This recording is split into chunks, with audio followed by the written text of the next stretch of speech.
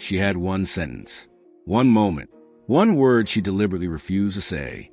And in that single silence, Caitlin Clark just set the entire Indiana Fever franchise on fire. Let me paint you a picture.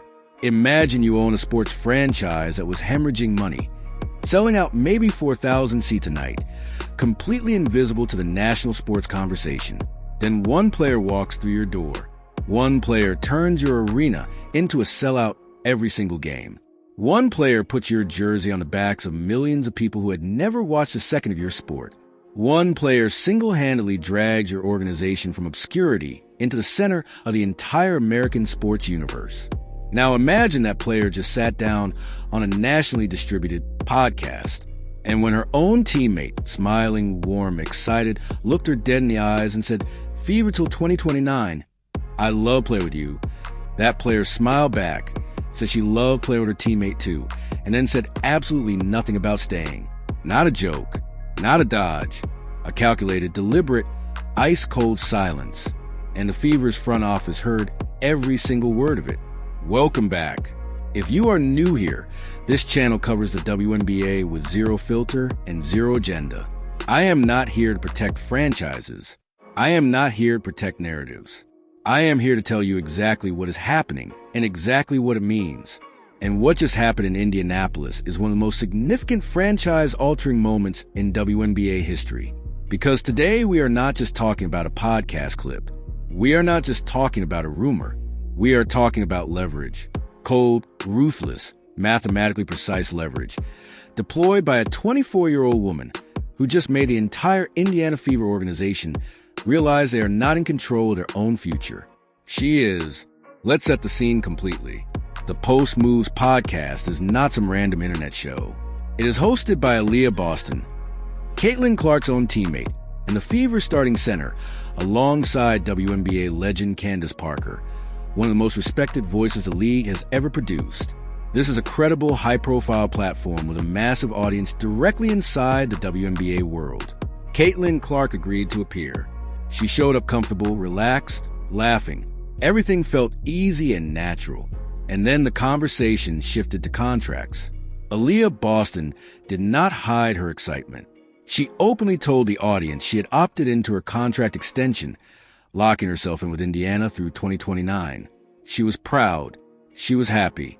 She looked directly at Caitlin Clark with genuine teammate energy and said, "And I want you to really hear this. Fever till 2029. Hey, I love playing with you." In professional sports media, that moment has a script. Every media-trained athlete on the planet knows the script. You smile, you laugh, you say, "I love playing with you too, and I am not going anywhere." You give the franchise the soundbite they need. You make the fans feel safe. You say the words. Caitlin Clark did not say the words. She smiled. She told Aaliyah she loved playing with her. And then she redirected the conversation without making a single commitment about her own future in Indiana. Now, some people in the mainstream media reported this as nothing, a casual podcast moment, nothing to analyze, move along.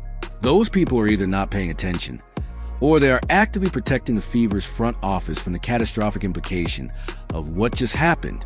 Because in the high-stakes business of professional sports, what an athlete does not say is often the most important statement of all. Let me give you the historical context that makes this moment truly terrifying if you're sitting in that Indiana Fever front office. Cast your mind back to LeBron James in Cleveland. When LeBron returned to Cavaliers in 2014, he famously refused to sign long-term deals. He signed deliberate 1-year and 2-year contracts, short-term extensions that kept his options permanently open and kept the Cleveland front office in a permanent state of urgency. Every single offseason, ownership knew the truth. If they failed to build a championship-caliber roster around LeBron, he would walk. And that pressure forced him to move faster, spend smarter, and prioritize his vision for the team above everything else. LeBron never had to scream. He never had to make public demands. He just quietly held the pen over the contract and let the silence do the work.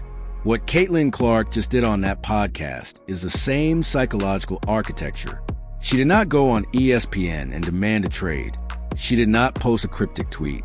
She sat in a relaxed, friendly environment, and simply declined to hand the Indiana Fever the public commitment they desperately need, while her teammate gave it freely and immediately. The contrast was not accidental. And here's the number that makes all of this genuinely terrifying for Indiana's ownership group. Caitlin Clark's rookie contract runs out.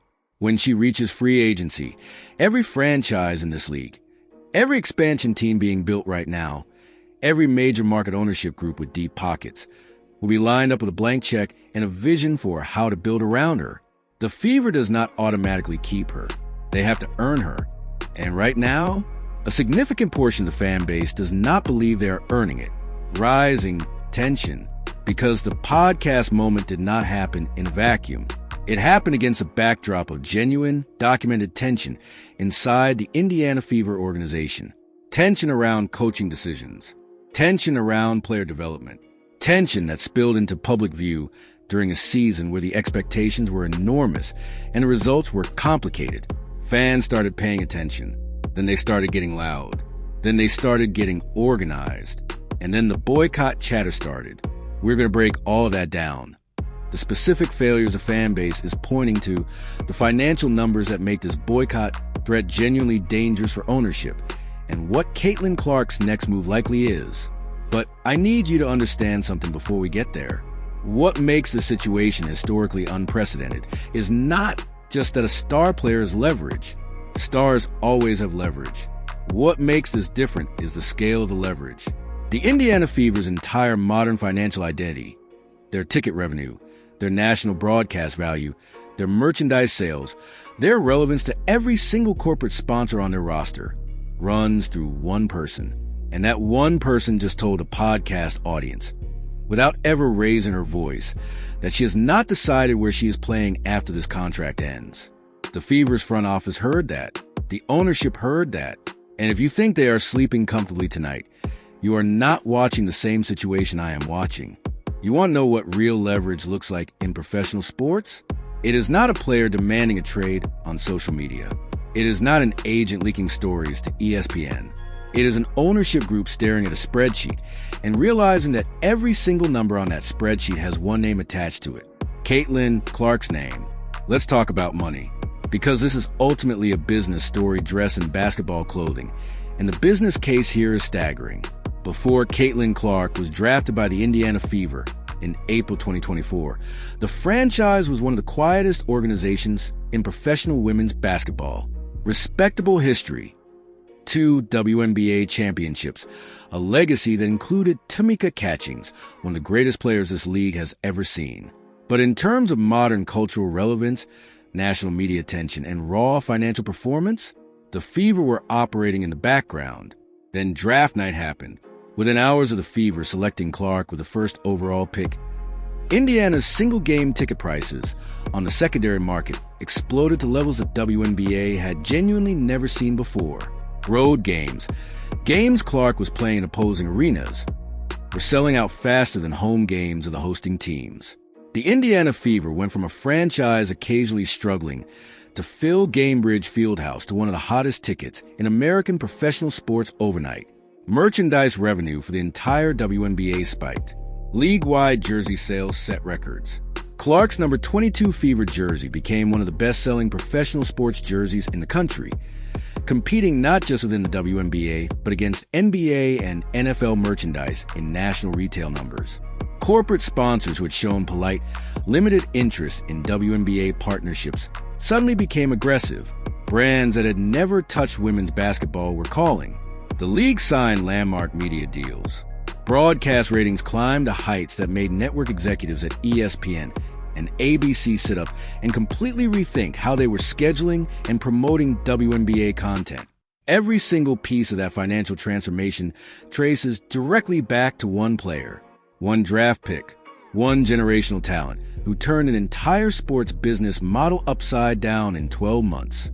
And that player has not signed a long-term extension. Here is where it gets even more volatile, because it is not just Caitlin Clark signaling uncertainty. Her fan base, and we need to be honest about the scale of this fan base, because it is enormous, it is passionate, and it is increasingly organized, has begun translating their frustration into direct financial pressure. The chatter about a fan boycott is real, and it is specifically targeted.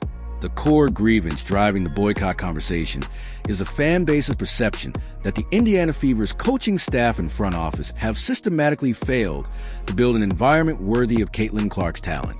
Complaints about offensive system design. Complaints about roster construction decisions.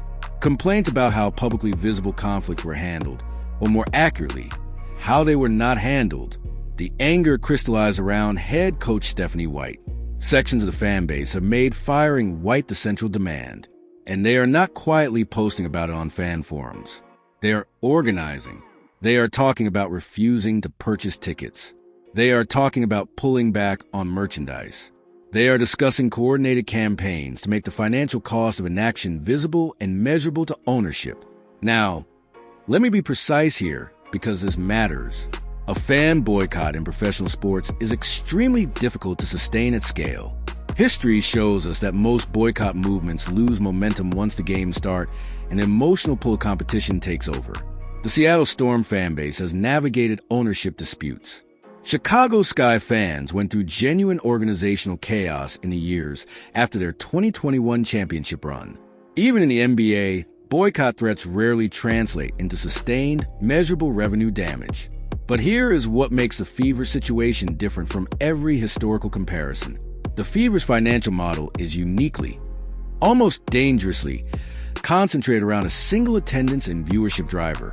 When the Las Vegas Aces built their dynasty around Aya Wilson, Kelsey Plum, Chelsea Gray, and Breanna Stewart, their revenue base was distributed across a championship-caliber roster full of stars. When the New York Liberty built around Sabrina Ionescu and Stewart, same principle applied.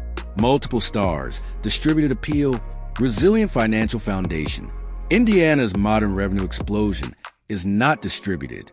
It is singular, and a fan base that feels strongly enough to organize a financial response, even a partial one, even an imperfect one, represents a genuine threat when the product driving all that revenue is already signaling uncertainty about her future. Ownership knows this.